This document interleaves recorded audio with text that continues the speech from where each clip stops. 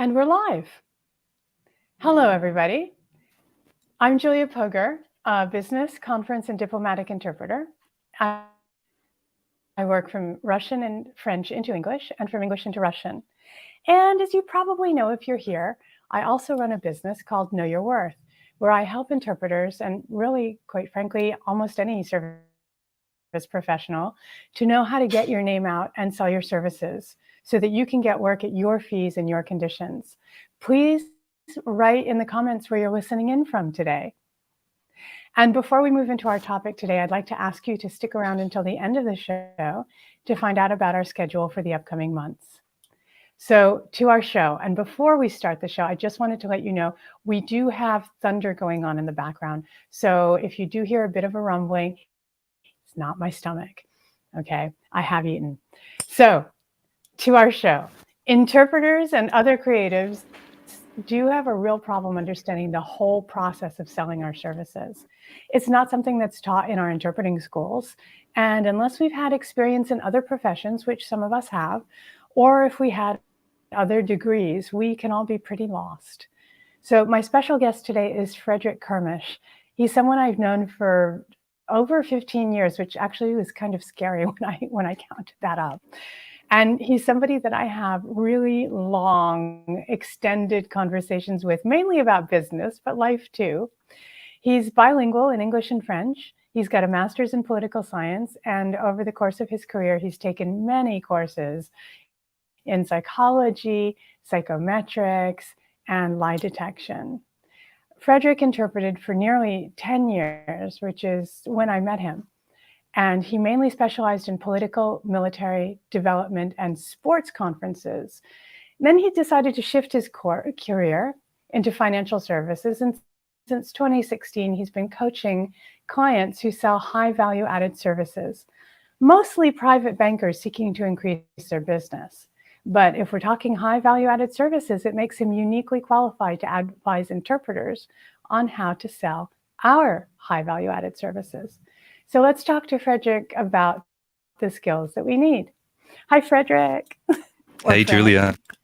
Thank you for having me. It's good to see you.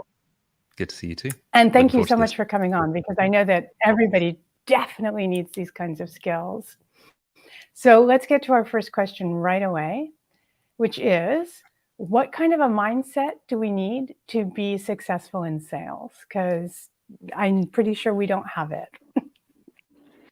Yeah, absolutely. The mindset that a lot of people don't want to have when they're in sales, it's one of the reasons why they don't like to do sales, is the always be closing, be super pushy, be the Wolf of Wall Street, try to sell things that people don't need to the weakest people around and bully them into submission. And obviously some people like that, and it's a good idea to stay away from them. And for most of us, we want to avoid that. So the mindset actually is doing completely the reverse. Instead of being focusing on what's in it for me, always be thinking, is there anything in it for the person I'm talking to? So instead, it's a mindset of helping. It's a mindset of diagnosing. And it can be very easy to fall into what we can call a derailer situation, where we get nervous, we're uncomfortable, and so we do the things that feel safe to us. But if we do that, that only works if we're a school child trying to talk to a school teacher and trying to be a good school child and get a reward or get a nice little pat on the back. However, if we're talking to somebody who might have a need, why would we assume that they know everything that is best for them, that they have all the information and they have 100% clarity when it comes to the solutions available? I mean, I liken it, if you go into the dentist and the dentist says, we've got 3 drills, which one do you want me to use? The answer usually is, I've got no clue. Why are you asking me? You should have the answer. I let you figure it out. That's why I'm paying you. I don't know anything about this. I'm not a dentist. Yeah. And with the wrong mindset in sales, we think, well, let me offer you the options. I'll let you make up your mind. Well, that can work if the person knows how to make up their mind, but most of us don't know how to do it. You know, you think of, sometimes I take these examples. If someone wants to buy a coffee machine for a few £100 or euros, it's not a lot of money. It shouldn't be very difficult. And yet People easily spend dozens of hours watching YouTube videos comparing different coffee machines and grinders and bars and pressure and all of that to save maybe 50 euros. It makes no sense. If we're getting paid more than 5 euros an hour, why would we spend 10 hours trying to save 50 euros? It's absurd. And yet, we want to we want to make the right decision. We don't want to overpay or underpay. We don't want to be saving pennies and being pound foolish, and we don't want to get scammed. So for me, the right mindset in sales is, first of all, when it comes to the other person, think, how can I help them if they have a need? So how can I diagnose a need? And then how can I help them? And then the second part of the mindset, I think that a lot of people don't really think about is, how can I have a process and how can I do the hard work upstream so I'm not delegating the decision making to the other person? Because on the one hand, it makes sense. I should be helping them. Okay. Specifically, what does this mean? It means I need to do work upstream. And that's often where, the two of us bounce ideas is, we've got some data, some ideas, and we think, how do we process this so our clients don't have to do it? How do we do the heavy lifting? And I remember conversations we had, 6 years ago. I remember actually being in a specific place when I was in Kenya, just walking through these ideas as, how do we process this, and just bouncing the ideas. We do it so the others don't have to do it. So there's the processing, there's the hard work upstream, there's having a methodology, being willing to do this, being willing to put in, or to have the methodology of reaching out, of being systematic, of learning from mistakes, of being positive and constructive, and taking failure as feedback to where we should improve rather than just getting demoralized. And then I think the third part that people often forget is... I still remember. Oh yeah, go ahead. Yeah, I still remember. It's from political issues ages ago, when Eastern Europe got out from under the Soviet bloc. At one point, one of the countries, I'm trying to remember which one now, elected as the president a scientist. And they said this is the worst idea possible, because for a scientist, even a bad result is a result. It's something they can use. And so therefore, the scientist president was not necessarily doing very well for the rest of the country, but they were getting results of some sort. So Yes, I important. really like that whole failure thing as being just data. This, incidentally, it's one of the cornerstones of systemic therapy, systemic psychology. That's part of the method that I use. It's also one of the cornerstones of Ray Dalio's philosophy. Ray Dalio is the CEO of Bridgewater, the largest hedge fund in the world. That's, I think, hundreds of billions of dollars. He did a very good series following his book called Principles, sort of about his philosophy of learning and philosophy of life. And he just said, if you turn failure into feedback that tells you where to put your attention to avoid this repeating itself, then failure is inevitable, because we're never going to score 100% on anything. So when we get the inevitable feedback, we can either decide to ignore it and make the same mistake again, or we put our ego aside and we figure out what we should be adjusting and mending and changing so things can get better in the future. This also requires, of course, lowering our ego, making it less about us and making it more about the clients. And that's when we're able to do hard. that. It's very hard. It's very hard. It's something most people never manage to do. But if we do it, we have better conversations, we do better sales. And just remember, it's not about us, which also means if someone doesn't need us, that's great. You don't have dentists walking around being distraught because people have healthy teeth. They're happy for the people. There's enough work. It's okay. But if one person needs a dentist and the dentist doesn't explain how they can help them, then the dentist doesn't do their job. So it isn't rejection of us. It's rejection, or it's a confirmation that people don't need our service. So instead of thinking, please buy my services, please have a toothache, it's, I'm assuming you don't need anything, but if you like, we can check on the off chance you do need something. At least I'm making sure you get the help you need. Yeah, and as Agnieszka says, educating clients is key, and the dentist image is brilliant. The other reason the dentist image is so good that I really like is that it illustrates a little bit your original premise on the dentist, saying, which drill would you like me to use of the three possible drills that I could use? That's more of a service provider mentality where it's the client who puts in the order, it's the client who determines what they need, and it's the client who determines how you're going to do it. And the client doesn't actually know what we do or what the dentist does, as you were saying. They don't understand it. They don't understand all the tools at our disposal or the dentist's disposal. And so if the client were to suddenly say, well, use the massive great drill because it'll be done faster, maybe his teeth will shatter, but he chose, so it's his fault. Right. And so therefore Exactly. it's taking some of the blame off the dentist, and it makes the dentist feel safer because the dentist isn't the one who committed the error. It was the client who committed the error. This is also kind of a protecting yourself mindset, which we need to get away from. Absolutely. And if the So, client shows up with no teeth, of course you can shrug it and go, well, your fault. But the person will still go, why didn't you warn me? You should have known this would be the case. I like to take the yes. example of, if someone decides they want to buy an electric guitar for themselves or their children, you can walk into a store and the person can say, okay, we've got these 10 guitars, these 10 amplifiers, you have 100 combinations, what do you want? And most people just can have a blank look and go, I don't know. Well, you can try 100 of them and then you can see which one you prefer.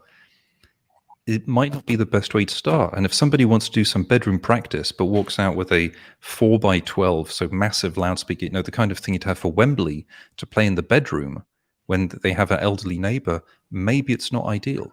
Maybe they need rather something with headphones that is going to work just fine. But if they're going to go and do a live concert somewhere, the need is different. Yes, Agnieszka, actually, that was the 3 drills, simultaneous, consecutive, whispered, all sorts of other things too. We have other tools too. But the other thing Agnieszka had to say was, we can ask the client, what do you want to achieve? Which can help us to define how they can help them, which is great because then you're not depending on the client to tell you what the client wants. Right? Because the client knows what they want to achieve, but they don't know how to get there necessarily. They think they do, but they That's don't true. necessarily know. And another point there is you can say, for example, and this kind of thing that I do with my clients is to say, sometimes when I speak to people who are interested in my services, they are 100% clear on what they want to achieve and how to achieve it. And sometimes they're not entirely sure. Hmm. Most of the time, people think that it's helpful to run me through what they want to achieve and their reasoning, their preferred method to get there, and why they chose this one and what they were comparing it to, just so we can make sure there are no obvious blind spots that might sidetrack us and make us miss a better option. Would that sound like a waste of your time? And usually people will say, no, it sounds fine, just to check, just to make sure there are no blind spots, because most of the time there are some blind spots somewhere. And if we can avoid it, we're doing the other person, again, we're doing them a favor, and we're not delegating responsibility to them. Exactly. Excellent. So you mentioned at one point a bit of the psychology that you use and so on, and I know that this is part of it. So I realize you think, the listeners might feel that this is coming from out of left field, but you'll get it in a second. So what is transactional analysis and why does it help? So, transactional analysis is a psychological model or a model of human behavior that was created in the 1960s by a psychologist called Dr. Eric Berne. So, Berne.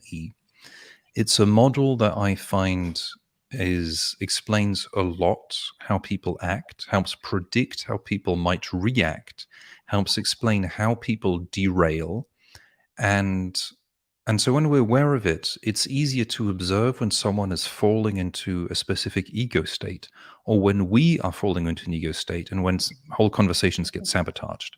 So I explain what I mean by this. The notion of an ego state is sort of a pre-established pattern of behavior. And when we're afraid, it's easy to enter autopilot and do whatever feels safe. Now, we tend to know what feels safe from what we learned at a young age. An example is if someone says, what are your rates for one day of interpreting? It's easy to go, my rates are X hundred or €1,000. Okay, why are you answering this? You're answering it because when you were a child, someone said, if someone asks you a question, answer the question. And the right answer instead might be, well, it depends on the scope and it depends on what we're talking about. If we're talking about a 20-day assignment, it might be a bit different compared to a one-day assignment. For a lot of interpreters, it might say, well, it depends. Are you UN or are you private market? Are you talking about consecutive, simultaneous? First of all, let me understand. Are you expecting me to do one entire day or like 3 entire days on my own in a booth, or without a booth, doing simultaneous but without a booth and there's no colleague? Like, what is the context we're talking about? So based on this, then I can give a more informed explanation. So with transaction analysis, just to explain the model quickly, as it's beautifully nuanced but quite simple to explain, and the best models usually are. We can navigate between different ego states. The regular ego state most of us are in most of the time, we should aspire to be in, is the ego state of the adult. Currently, the two of us and your listeners are in the adult ego state. In other words, we're all somewhat rational and somewhat emotional. We're all equals. There are a lot of things I know that the viewers and listeners don't know, and there are many things they know that I don't know. It doesn't place me above them or below them. We're simply on equal footing, sharing different knowledge and different points of view in order to be able to help each other out, basically, but always as equals. So that's the adult ego state. Sometimes we fall into the child ego state. The child wants two things, and this even, they didn't know about it back then, but this goes back into evolutionary psychology, which tends to predict beautifully well how people act. Children want two things. They want to feel safe, they want to be loved. Remember that until about 12,000 years ago, we lived in caves. 12,000 years ago, so before around the end of the last ice age, we were surrounded by megafauna. This is the scientific, so you can look it up. Megafauna. Wolves were the size of horses. Beavers were the size of cows, and they ate meat. Yeah, and we were just humans. So 20 to 30 to 50 humans in a tribe had a chance of surviving. But if the tribe decided to eject you from the tribe, you were dead. Hopefully quickly, because otherwise it was a slow, painful death, but you'd be dead within 24 hours. So it's like if there are 12 children in the tribe, probably if you ask, which is the one you sacrifice first, they're not going to go, it's that one. But if they ask, okay, well, which is the one you save first? We know who it is, and second and third. And then you've got the one whom you save 12th. In other words, that's the one we sacrifice first. If we get attacked, if we have to sacrifice one. So we're hardwired to dislike rejection because rejection means death. Unconsciously, completely means death. Yeah, so when we understand this, we understand better why we have these coping mechanisms. So as children, there are four kinds of children. The first one is the natural child. The natural child wants to learn to become an adult through games and play and curiosity. Why are things this way? Come and play with me. Come and play ball. Playing ball is interacting together, interacting with the physical world. If I can play ball with someone and coordinate with them, I'm better at playing with them and getting along with them, and we're better at collaborating than if I can't play ball with someone else because I'm too selfish or I'm not very good with my movements. So that's a natural child who wants to learn and have fun. And this is massive when it comes to why is learning fun? Well, we're hardwired to love it because it helps us become an adult and become autonomous. And not be a victim, not rely on other people, just be a regular functioning adult. So that's the natural child. The second one is the adapted child. That is the child who has to adapt their behavior to stay safe. Stop asking so many questions. Stop making so much noise. Go and clean your room. Your rates are too high. How dare you do this? This is the first time we have an interpreter who says they can't work on their own for 12 hours straight. I don't know what's wrong with you. In other words, change your behavior or else. There's always a threat. Then you've got the third one is the rebel. The rebel, you think of a teenager who is rejecting authority. You want me to clean my room? Huh. Have you seen your room? You're a hypocrite. Or, for example, when it comes to interpreters, it could be, you want me to work on my own for 12 hours? You've got no idea how difficult it is. This is so difficult. You're not even capable of doing it, and you're asking me to do it. What do you even know about this? If I walk out right now, you've got no conference, so that serves you right. Okay? This is completely rebel, teenager, perfectly understandable. And if we do that, it doesn't come across great on the other side, especially if we're right. No. But it's a, without being judgmental, it's a childish response, simply in a descriptive way. I understand it. I've had it a few times. I've used it a few times without understanding.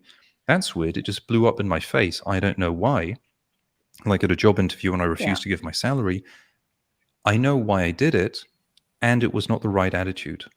I'm going to show them. I did show them. Yeah. They didn't offer me the job. Okay, fair enough. With an attitude like that, I wouldn't have offered me the job. And then you've got the fourth one, which is the most dangerous one for sales, largely for bankers, also I'm sure a lot for interpreters, which is the little professor.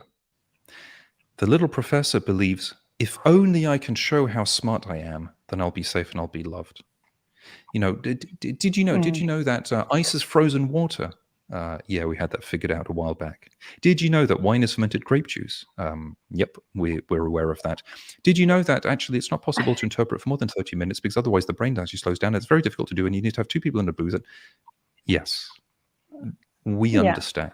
We don't understand. We don't know what you're talking about, but you're trying to impress the wrong person. And we don't care. Yeah, we don't care. Yeah. It's like, whatever. The heartbreaking thing with the little professor, and we've had this in classrooms, one kid who's always raising their hand saying, miss, I want to answer the question, is the other kids don't like them. And they've got no idea why. No. And they think, that's strange. Nobody likes me. It must be because they haven't figured out how smart I am yet. Let me double down on dazzling them with my wit and my brains and my hard work, and then everyone is certain to love me. And of course, it doesn't work. I know a few people like this, yeah. We all do, and we probably all have been that person at least a handful of times, sometimes correcting or overcorrecting. So then we have adult, child, and then we've got the parent. The parent is anyone in a position of authority. So a parent, a manager, politician, doctor, expert, professor, teacher, maybe a hiring interpreter, maybe a head of staff, maybe a chief interpreter, maybe a conference organizer, anyone whom we, or a client. Absolutely. Anyone whom we put on a pedestal and we try to impress them. And the two kinds of parents, the nurturing parent. So, congratulations. That was such a tough conference, but you did it really well. That was very impressive. We really liked what we heard. We'll be sure to call you back. And then the natural child thinks, that's amazing. They really like me. I definitely am safe in this tribe. Awesome. And then the phone never rings. And the natural child thinks, that's strange. I thought they liked me. But obviously, I did everything right. Let me send them a long email explaining how much I liked it, because maybe then they're going to like me even more. The nurturing parent, and then you have the critical parent. Why do you do that? Something went wrong. Somebody complained. And as soon as that happens, you can feel each other cringe. Yeah. So how do you feel that conference went? Start cringing immediately. Like, I did something wrong. I'm about to get slapped. Something went awfully wrong, and I'm not even aware of what it is. And what happens between these ego states is we can move between them at different points in the day, or different points, well, depending on who we're talking to, or even in a conversation. And if we realize we're falling into one of the child ego states, something is derailing. Because when someone says, when an organizer says, someone complained, okay, fine. Obviously, with 100 delegates, there's bound to be someone who's going to complain, because out of 100 delegates, there are a bunch of people who like complaining because they think it makes them look sophisticated. Okay, let's assess Mm-hmm. what they're complaining about, and is it something that's simply a matter of interpretation, or is it really a problem? Mm-hmm. Because So they're not I have parents, they're two. people. Yep, No, go ahead. exactly. I have two things. One is Sylvia says, it seems the more confident we are with our skills, the less we reply from the child ego state. So if we're Yes, very, that's very would you much the agree with case. that? Absolutely. We fall Okay. into the child ego state when we're derailing. So we're derailing, in other words, someone says something that makes us lose our confidence, or we don't really have the confidence. If we're confident, we can just be curious. So instead of having the focus on Mm-hmm. me, so you criticize me and I enter panic mode because I feel threatened, if I'm feeling confident, I become curious as to why are you asking that question? Or when you make that comment, what Yeah. specifically do you have in mind? Okay, you might have a point. Yeah, Mm-hmm. maybe I did get that term wrong. Okay. If I know that Mm-hmm. overall I did a good job as an interpreter, I'm fine. If I feel underprepared or I feel like a fraud or like an imposter, then it's much harder for me to remain composed. Or if I feel that my rates are too high, Mm-hmm. for example, then it's much harder to stay composed. So that's Mm-hmm. the Yeah. more grounded we are, the more adult we remain. Mm-hmm. In fact, it reminds me of something that happened once where I was at a financial conference. There were three interpreters, and someone from the audience, two of the, I'm just going to say gossipy people in the audience, basically were walking by the organizer and saying, oh, how bad the interpreting is, and so on. So the organizer decided it was me. And since I was the only woman in the booth, and dragged me out and said, okay, we're going to let the other two continue the conference. You're going home. I've already called the agency. And I was like, so what exactly happened? And when was that? And could you explain? So why don't we do the following? And I kept it on a very, even keel and said, why don't I do my next half hour? Because quite frankly, doing this conference with only two interpreters, you're going to have a lot more complaints at the end if they're not well rested. So I'll be in the booth. We'll have my partner next to me. If I sound like I'm derailing, my partner will take over immediately, and you'll see what happens. And you can also check in because you speak the language that I'm interpreting into. And she went for it. And by the end of that half hour, it was like, oh my God, you did such a good job. I don't know what these people were talking about. And what do you think about organizing for the rest of the day? And I ended up being the de facto team leader, which was kind of an Yes. interesting situation to be in. But if you stay even keeled, then they're much more impressed with you. And, you offer the testing time, they're much more impressed, so that suddenly you're the one that they turn to in the group afterwards, because you didn't act like a diva or a child or anything that, which is what they were expecting.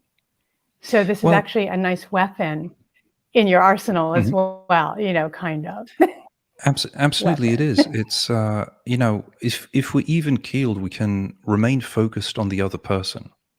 I see some comments in the Mhm. some questions in the comment section about this, Mhm. about the Mhm. ego child state being bad. I never said it was bad. There's nothing bad about it. It is. And if somebody reacts in a defensive way, that's how they're reacting. But as soon as we're defensive, we need to be reassured by someone else. So we become needy. We become dependent on someone else. We're putting somebody else on a pedestal. A child needs a parent to either teach them or train them. This is one of the cornerstones, by the way, of Alfred Adler's psychology. So great Swiss, Austrian psychologist. They're not all Swiss. Jung was Swiss, but Adler was Austrian. Is when you're a teacher, you treat students and pupils as equals with respect.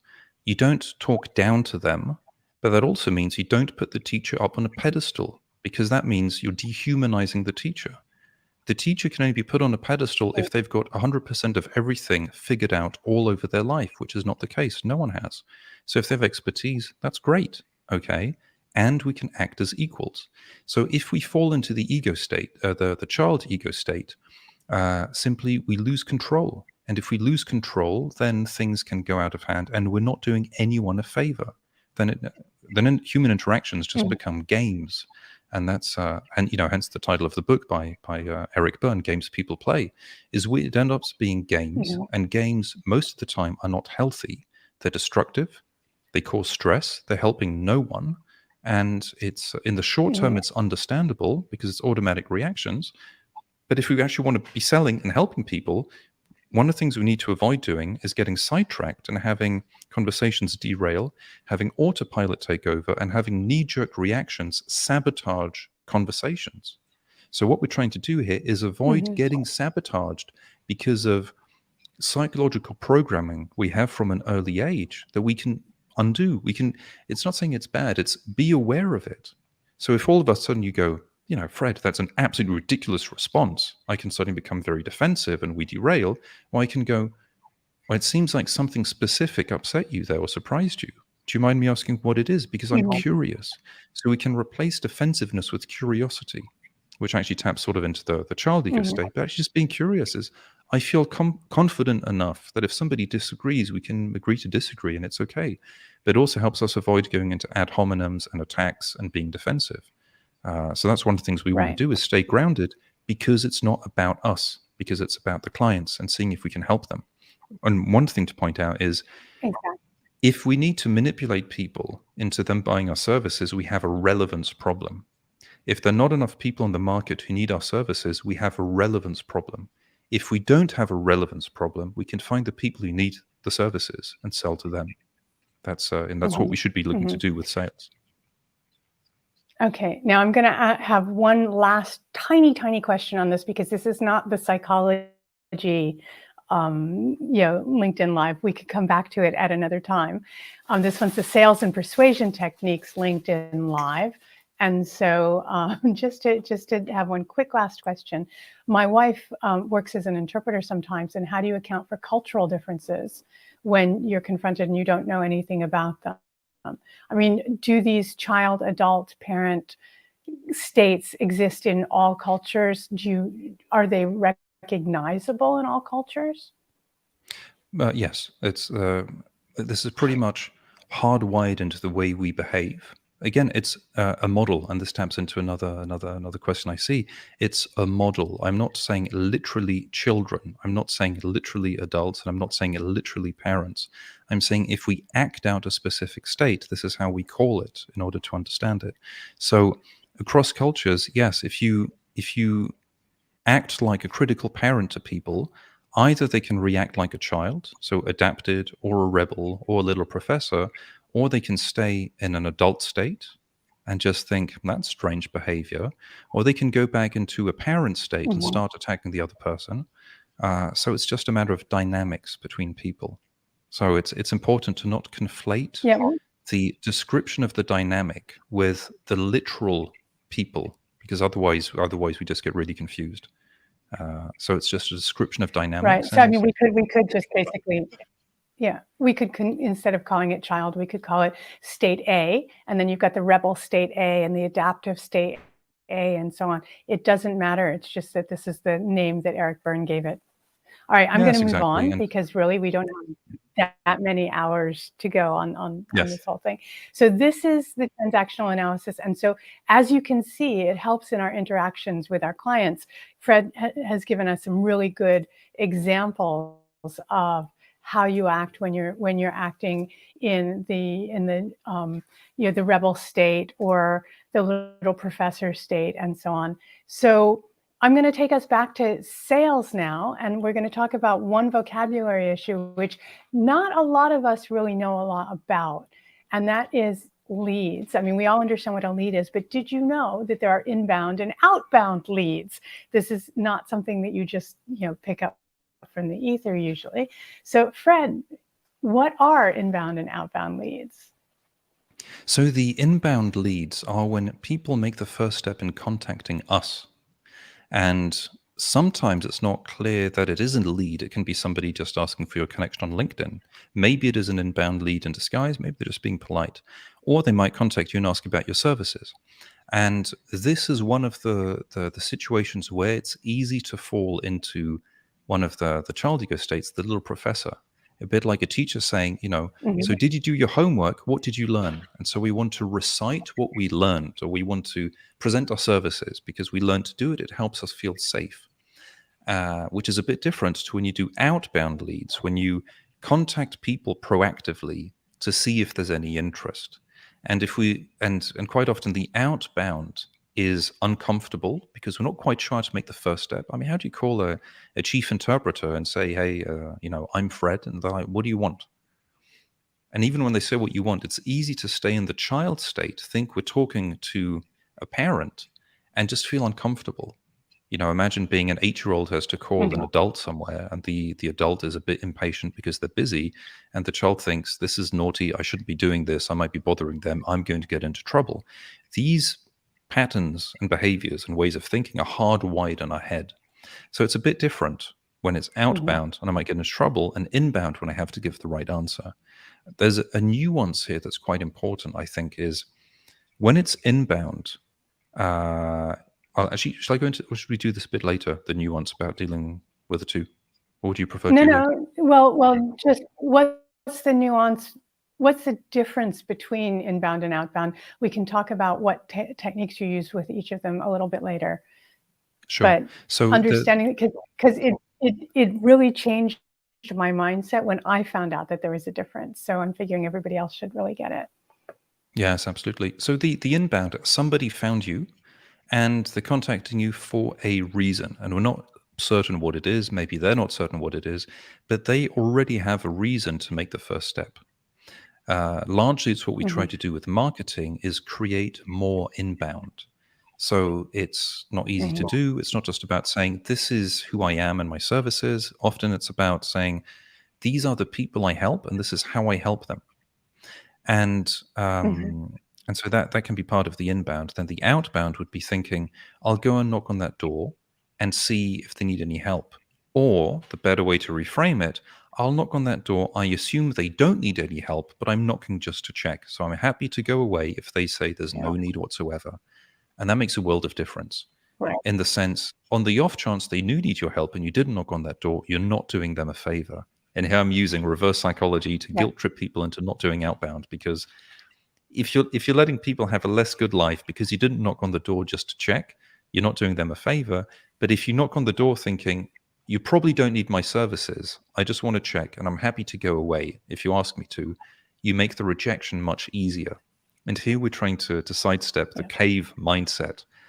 So instead of thinking, please let me into your cave, no, stay out, be eaten by animals, we're saying, probably you don't want me in your cave. I'm happy going out. It's fine. So it's more comfortable for us and more comfortable for them. And it can also help avoid the fake yes, where it's like, sure, I'll call you back, when actually they're just saying, I just want to get rid of this person. Yeah. And I always like thinking of it as the Zen state as well, which is I'm detached from the answer. I don't mind if you say yes or no, but I just want to get an answer. And it's one of the tenets of what I teach for marketing as well, which is, your main goal of marketing is getting rid of people so that you don't focus on all the people who are making you spin your wheels but aren't giving you any benefit, because they don't need you. So the faster you can find out that they don't need you, the better for you. Absolutely. And to me, But the people don't think that. yeah, to me, the big thing is Mhm. thinking, if you contact 100 people, 100 chief interpreters, what percentage will say, no, I don't need you? Is it 100%? But if it's only 95%, that means 5 say, actually, there might be something to do together. So is the extra business you Mhm. get from those 5 worth the other 95 with this rejection? This is where a lot of interpreters and bankers and salespeople benefit from having a more rigorous and structured approach. Because if you're getting Mhm. even a 5% hit ratio, maybe the volume of business that gives you means that all of the other Mhm. outreaches are worth it, especially if you can make them painless for yourself and painless for the other side. So that's one of the important reframes. Make it painless for both parties and stay adult to adult. The I'm assuming you don't need anything, I just want to check as adult to adult. The please offer me some work because I really want money, is child to parent. It's being needy, and it's not desirable, and usually it just means the conversation gets sidetracked or derailed. It's not very helpful. So I'm going to move on because we only have about 15 to 20 minutes left, and ask you, what are sales and persuasion techniques? And our next question, as you can imagine, and I'm just going to conflate the two of them, is which of those techniques should we use for inbound and which for outbound? And this way we can just move on and use the next 15 minutes for these two major questions. Absolutely. So I liken the two, sales and persuasion, because a large part of sales actually is persuasion. Some people say, the stuff you do, isn't it manipulation? And to me, it clearly isn't, because we're not forcing an outcome.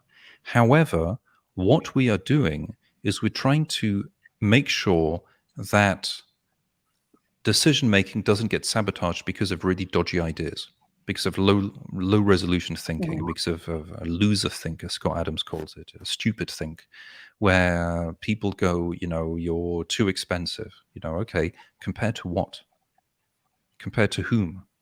Well, our intern had spent 3 months in Spain one summer, so they can interpret. It's like, okay, if that's the level of interpreting you need, fine. I just want to check that there's nothing important at stake here. Because if there is, I'm letting you sabotage your decision making because of really dodgy thinking, because you're low information person, which is the case for most people, but it's my responsibility as a professional to not let low information people think they're high information people. So the persuasion stuff is largely around reframes, thinking more clearly. You can take the glass half full or glass half empty. The question is, why are you concerned? Is it half full because you're very thirsty and you want more water on it? Or is it half empty because you're trying to finish your glass so you can move on, or you need to fill it up with something else? The reason why we ask can determine how we should see things, or sometimes just having two different points of view on the same topic. One of the reframes, for example, that we discussed ages ago is when people say, we don't have the budget for interpreting or to pay for your services. Then okay, fine. You don't have the budget. Let's just guesstimate the total budget you have for your conference. I think we discussed that once, where they were saying, well, we can't afford this. Yeah. Just saying you've got 100 delegates flying in from various countries. Let's assume you don't pay for the plane ticket, but you're renting the room, you're paying for the snacks, you're paying for the breakfast, you're paying for the coffee, you're paying for this, you're paying for the hotels, you're paying for all these things. A rough guesstimate would tell me that your overall budget for this conference is probably anywhere between 200,000 and 300,000. And you're telling me that you're quibbling over an extra 4,000 for interpreting. 4,000 for interpreting is roughly let's say 2% budget increase, which tells me that you've got your priorities wrong, because you can save that money on your croissants and your coffee. So based on that, you might just have the priorities wrong, which is fine, or you're bluffing, which is also fine, but I don't buy it. And usually it's bluffing, or it's being low resolution, or they might say, we didn't see it that way. Like, okay, if you go for the budget interpreters, yeah, go ahead. No, or the last thing is that you haven't yet proven that your value is the same as the value of the croissants in the morning. Yeah, okay, absolutely. Because the croissants in the morning make people happy. Yeah. So. Exactly. I mean, I say this with a bit of, a stronger tone than what I really would say, but it could also be the thing of saying, well, let's imagine someone complains. I'm sure that doesn't have any impact on your job. Or if somebody complains, does it really matter? Like, if anything goes wrong, really? So a lot of the persuasion and the sales is simply helping people make better informed decisions, seeing different points of view, avoiding blind spots, and just helping them compare options a bit better. Why do you even need interpreters in the first place? Okay, let me understand why.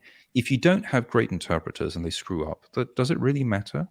If anyone complains, is that going to reflect badly onto you? What is the point of this conference anyway? Why don't you just skip interpreters entirely, for example? And sometimes it's just saying, well, if you think that I can do it on my own, instead of being upset at this, what leads you to, like, have you had much experience with interpreters before? If so, how did it go? What did you Yeah. see? Basically, let me understand where you're coming from so I can take your point of view and adjust a little bit or help you see things slightly differently. Because otherwise, well, we run the risk of an uninformed person making a big mistake that will damage them, and that will, isn't good for us either, especially if we can help them.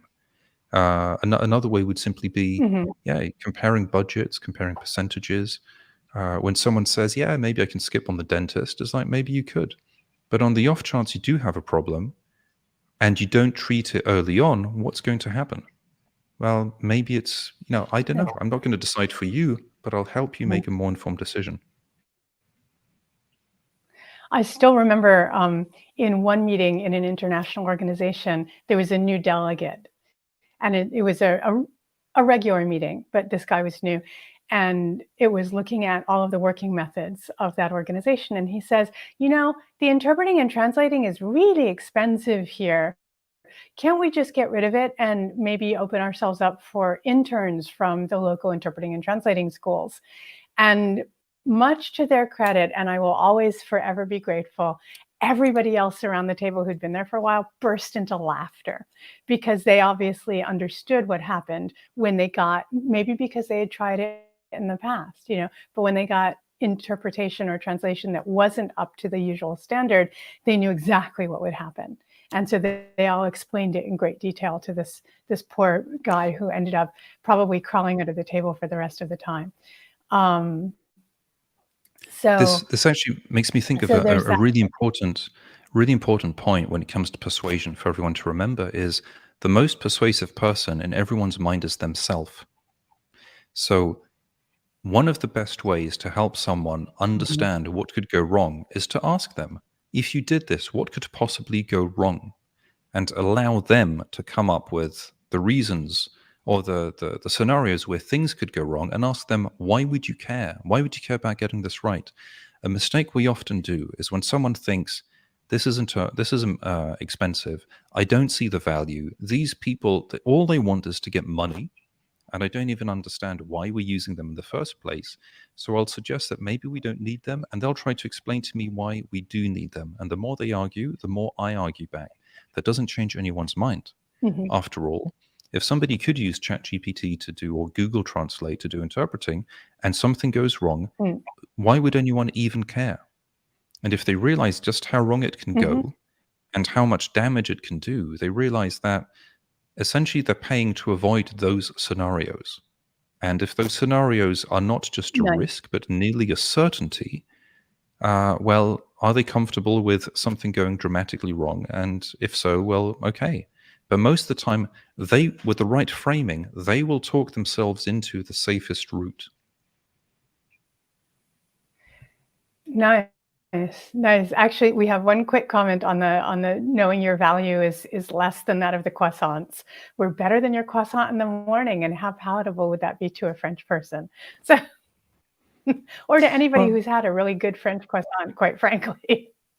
yeah, well, there, you can ask the question with that and just say, I understand that people like a croissant in the morning. Now, if you gave them the option of saving, it used to be 1 French franc, but now I think it's about €2.50 for a croissant, or €1.50. If you gave them the option between saving €1.50 on a croissant, so not buying it themselves, Mhm. or having interpreting for the next 6 to 8 hours of the day, what do you think would be more important to them? I think it would take an absolute Mhm. lunatic to think, I'd prefer to get a free croissant and have to listen to people, massacre other languages and myself not be understood. So when I've got Yeah. something important to say, I brush the croissant crumbs off my shirt, and I pray that other people will actually understand the nuance and the ideas Mhm. that I'm trying to convey. If somebody's more concerned about a croissant, then maybe they shouldn't be at the conference in the first place. But if I ask them, if I just use Mhm. the framing of, if you asked each delegate, would you prefer free croissant or would you prefer interpreting for the entire day? They will come up with the answer. And if the answer is a croissant, then probably they don't need interpreting. But I bet you that 99% of the time Mm. they'll say, we prefer interpreting because we can all afford a croissant if we really want it. That's assuming that they know what interpreting is in the first place, the delegates. I mean, quite frankly, they may just assume, that any interpreter, any person who says they're an interpreter, including the nephew who spent time in Spain, is perfectly fine. So there, you're going to have to nuance it a bit too. And I would like to just say once more and say it really clearly. Frederick here has been giving some really excellent examples and some fantastic questions to be asking. Dial them back for your client. Do not necessarily hit them between the eyes with the direct formation of the question that Frederick has given you here. He's doing that quickly so that you know what the goals of those questions are, but you will be thrown out if you use them in as direct a form as he has said them. And he did say that in passing, but I'm just saying it once again so that we are covering ourselves on this. I have a question here from Ramon that I'm not going to put up because it's a very, very long comment, so I'll just get to the gist of it. I agree with what you said about getting rid of people that don't need you, and that's what marketing is all about. But I have a problem when a person's way of saying, I don't need you, is incomprehensible to me. For example, a potential customer does not tell me anything directly, but every time they might take a little bit longer to give me an answer or something else, but not once do they actually say, not interested, goodbye, and hang up the phone. So how do you deal with that kind of thing? So you deal with it just with the reframe of, instead of being addicted to hopium of maybe if I wait around, something good is going to happen, just say, listen, I've been thinking about the situation. I've realized I'd love to work with you, but I'm not entirely clear if this makes any sense. So I'm guessing that probably you actually don't need me at all. And you've just been really polite and kind, and you've tried to avoid hurting my feelings, which is very considerate and very kind. We've been talking for a while. We don't seem to be making any progress. I'm just realizing I don't actually feel that you need me. So if it's okay, shall I just close the file? And in the future, if you need anything, you can always reach out. But for now, I'll just close the file and consider you don't need anything. So you're basically trying to push to get a hard no, and you see if there's resistance. Usually what I find is helpful is you create different scenarios, and you find like 3 explanations. Like maybe you've decided that actually there's nothing on the table right now, but you're not sure how to tell me. Maybe you do have work, but you're working with other people, and right now you don't really need anyone else.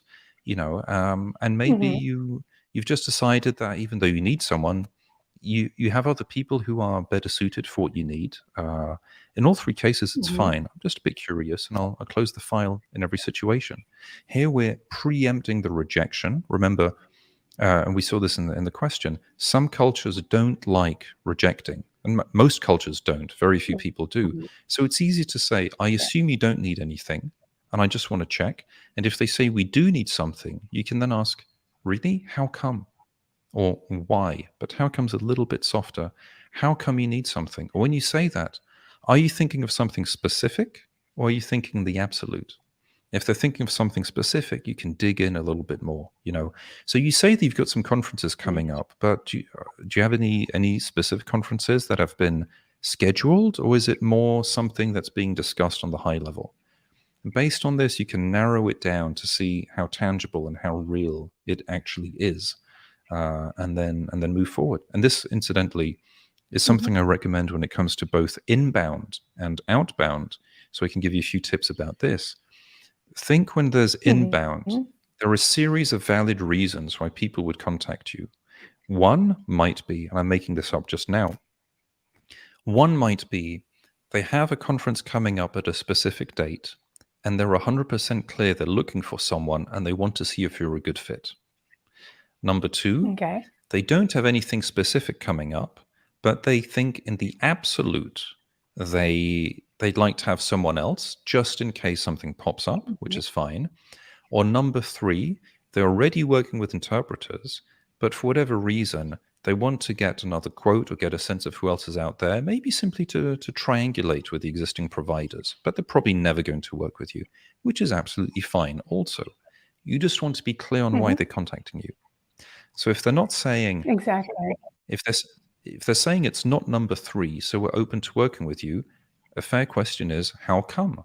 If you're doing this, it could be that you don't yet have interpreters because you haven't done conferences so far, or you have done conferences, but there's something with the existing interpreters that bothered you a bit, or maybe they're just not, Mhm. or maybe they're just not available, and so you're looking for replacement.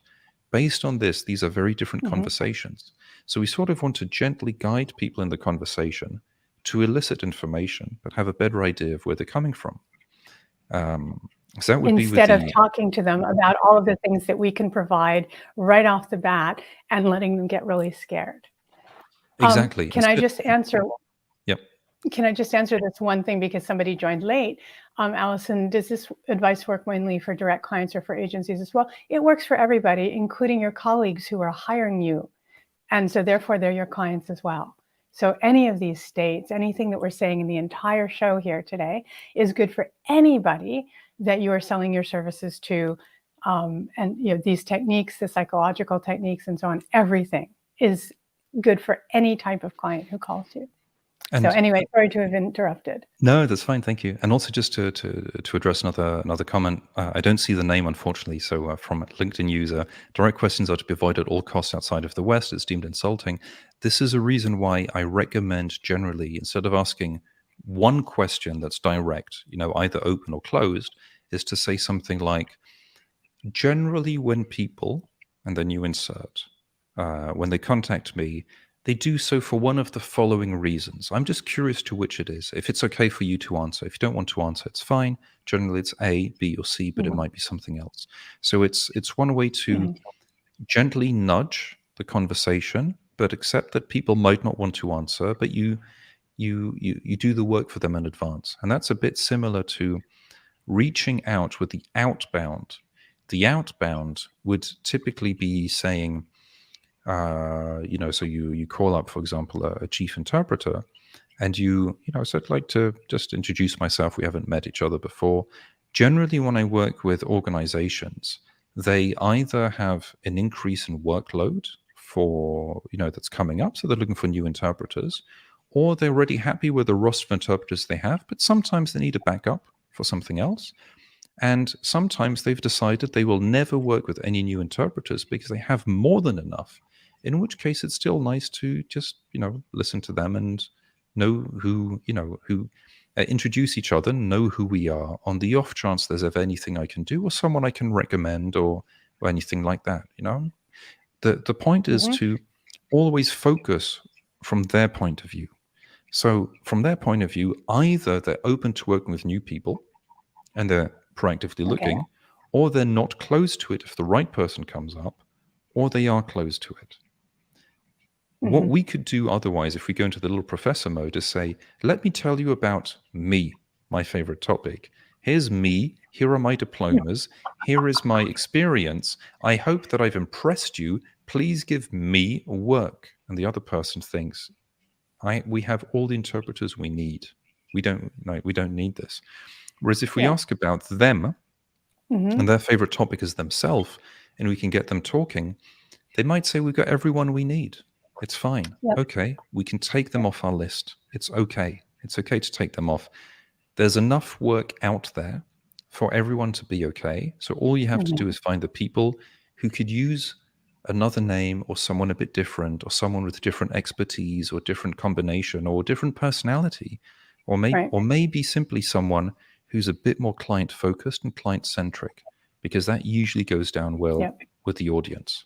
So that's the difference I'd make between inbound and outbound. Okay.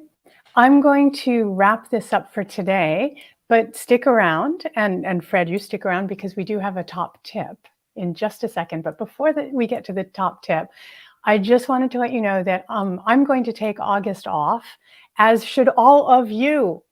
And so our next show will be on September 2nd at 4 p.m. CET. So we'll go back to the regular time, where I will be discussing speaking client. So kind of a little bit about what Frederick was just talking about in this last example.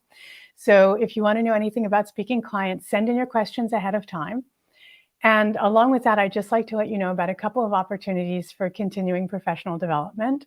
Know Your Worth, woohoo, that's me, is having an online seminar next weekend. It was going to be this weekend. We've had to move it to next weekend for unforeseen reasons. So it'll be July 15th and 16th. You can DM me or put a 1 in the chat underneath this if you're interested in getting the details. And the Cambridge Conference Interpretation course is still accepting enrollment forms, and I'll put the link in the comments below as well. And again, you can always DM me about that. So, so let's get to today's top tip, and that top tip is empathize, Frederick. Exactly. Remember to empathize. When it comes to personality models, the two qualities we can oppose, one is logic and the other one is empathy. Both are important, and it's easy in a professional setting to dial up the logic massively. And it's important to dial it up. It's also important to remember we're connecting to a human being, and the human being has got needs, has got struggles and difficulty. And as social creatures, we get along better when we empathize with others. And when we empathize, we make it less about ourselves and more about the other person, so it feels much more comfortable. If the other person has any need, has any kind of struggle, and we can help them, helping feels good. Helping is lovely, and it's not about us.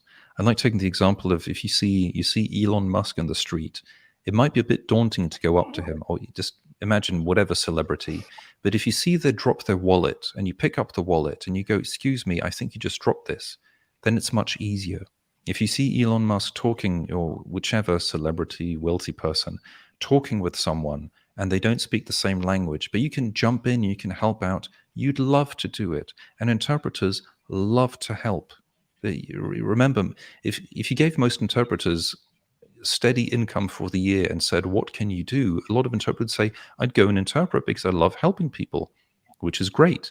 So it's important to remember this. Important to remember in the business side, we need logic, yes, and we can combine the two, the logic and the empathy, to think, how can I use logic to dial up my empathy?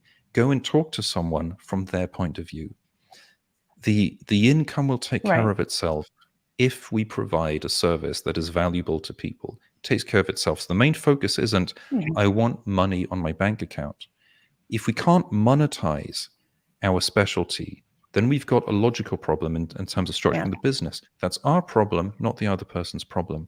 But if we can figure out how we can help people, and the rest upstream has been structured, then it's much easier just to focus on the empathizing and using the logic to empathize even more and even better. So we shift this focus from ourselves to the other person, and that makes sales and selling just much easier, much more helpful. And then we remain laser focused on, where do they have blind spots? What mistakes are they making?